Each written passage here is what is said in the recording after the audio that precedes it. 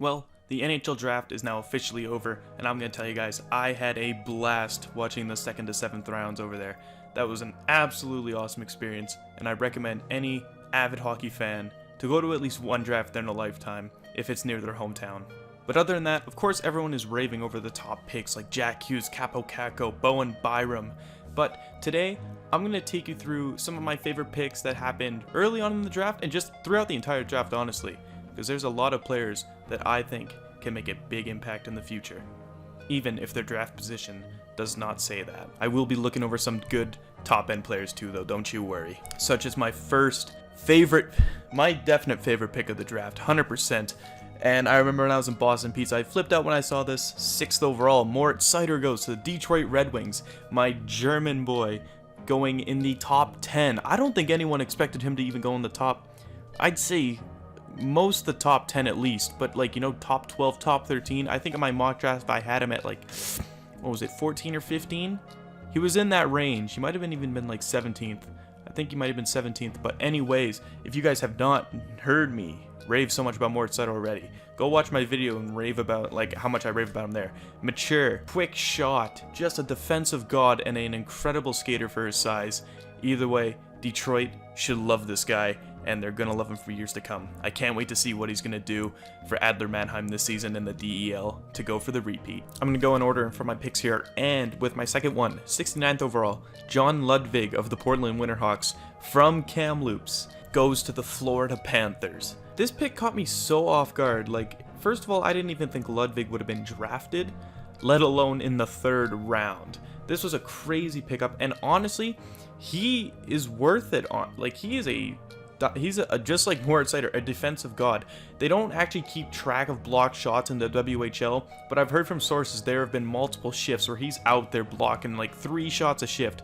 But either way, definitely one of the top shot blockers in the WHL, and he's not afraid to drop the gloves and get a little physical. He is not the biggest guy in the world, you know, like 6'1", but he is 205 pounds, so he's got the mass. But he can definitely throw his body around and be a physical presence and a defensive dynamo in the NHL one day. Up next, 73rd overall, the Carolina Hurricanes took who I actually wanted them to take in the 1st round, but they ended up taking him later anyways, and that's Patrick Yola. Basically the Finnish version of Elias Pettersson. Kind of thin, you know, kind of tall, too lanky, but he is a dangler, he is a sniper. He is someone you might want to watch out for in the future. And I also have that dream line of Pistila, Aho, and Tervainen, the dirty Finnish line that could finish whenever they want.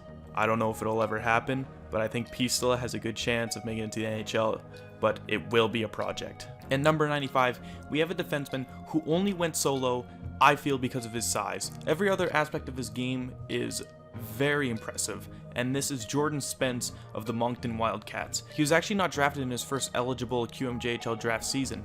He was drafted the next one in the 2nd round and was made Rookie of the Year for the QMJHL last season, putting up 43 assists and 6 goals for 49 points. He's an extremely fluent skater, and he always has his head up, making incredible crisp passes to get out of the zone, either by himself or, like I just said, with his passes. Anyways, he goes 95th to LA. This guy, his size is definitely going to be a factor, and if he could move past that, he could definitely be an incredible top 4 D-man in the NHL one day, I feel. This next one's a guy who's not really on many people's radars, but it was Maxwell CrowZ. He was a USHL champion this year with the Sioux Falls Stampede, and boy would I not want to mess with this kid. Not that he's big or anything, but you know, he's kind of a gritty character, putting up 132 penalty minutes in 60 regular season games, along with 43 points. But what was really impressive with him was his playoff performance, putting up 11 points and 12 goals, and putting up 11 points in 12 games, including 4 goals and 7 assists, and a +13 rating for his team. They actually won the championship this year against the Chicago Steel, I presume, and next year he's off to Providence to play in the NCAA. I don't expect CrowZ to be anything but, you know, like a top anything. He could be a top 4. You know, he's a decent skater for all I know. I don't have much video. There's not really any video evidence of it on there. But from what I've heard from him, well-balanced skater.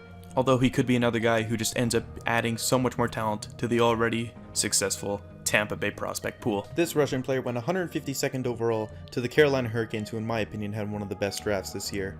And it's Kiraslep from Russia. This guy is not the biggest guy, and he's also a double overager. He was born April 6th of 1999, so he's 20 years old, but he's only 5'10", 165 pounds. But he plays like a grinder.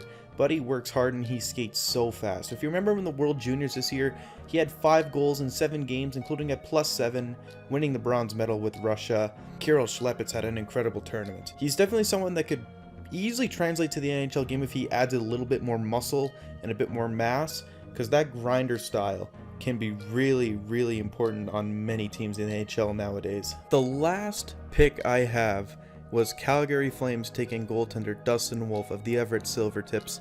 He put up astounding numbers this year. His workload, first of all, it tripled with the absence of Carter Hart, playing 61 games, getting a goals against of 1.69 and a save percentage of .936. He did astounding this year, and what if I told you he is only 6 feet tall and 161 pounds. He's a small goalie. You know, it does give him a little bit of advantages too here and there. I've noticed he's really quick to get back to his positioning, and he's really good at getting across the net really fast. But if he was just a couple inches taller, he probably would be a lot more higher in the draft, sadly. I don't think size should really matter, especially for goalies. If they make saves, they make saves. I can't believe he went as low as he did.